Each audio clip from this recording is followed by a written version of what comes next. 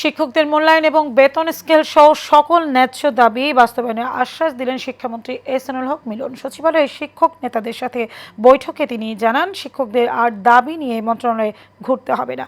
অন্যদিকে শিক্ষাকে এক ছাতার নিচে আনার ঘোষণা দিয়েছেন শিক্ষা প্রতিমন্ত্রী ববি হাজ্জাজ। বিস্তারিত নূর মোহাম্মদ ভুঁইয়ার রিপোর্টে।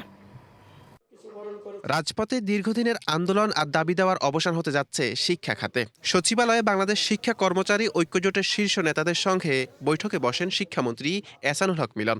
আলোচনায় কেন্দ্রবিন্দুতে ছিল শিক্ষকদের বেতন স্কেল এবং দীর্ঘদিনের সমস্যা। আপনারা বেতন স্কেলের কথা বলেছেন। বৈঠক শেষে শিক্ষামন্ত্রী বলেন, শিক্ষকদের মূল্যায়ন যেন সঠিকভাবে হয় সেই লক্ষ্যে কাজ করছে সরকার। আপনাদের দাবি মাননীয় প্রধানমন্ত্রীর কাছে উত্থাপন করা হবে, যেহেতু এটা নতুন বাজেট না। তারপরে এগুলি ফাংশনাল করতে সময় লাগবে, তবুও আমরা আপনার প্রস্তাব মাননীয় প্রধানমন্ত্রীর কাছে উত্থাপন করব। দেখি আপনাদের জন্য খানিকটা কিছু করা যায় কিনা, সেই বিষয়ে আমরা আলোচনা করব। এ সময় শিক্ষা প্রতিমন্ত্রী ববি হাজ্জাজ মন্ত্রণালয়ে স্বচ্ছতা নিশ্চিত করার বিষয়ে কঠোর হুঁশিয়ারি দেন। একটা জিনিস আমরা একদম সবসময় নজরে রাখবো, করাপশন ফ্রি আমাদের এডুকেশন ব্যবস্থা,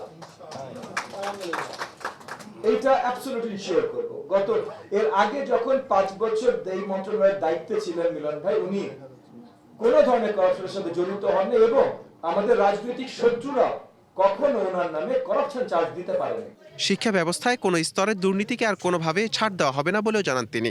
করাপশন, পলিটিসাইজেশন, এই দুটো জিনিসের কবল থেকে আমরা এডুকেশন সেক্টরকে মুক্ত রাখবো ইনশাআল্লাহ। নূর মোহাম্মদ ভুঁইয়া, এশিয়ান টেলিভিশন, ঢাকা।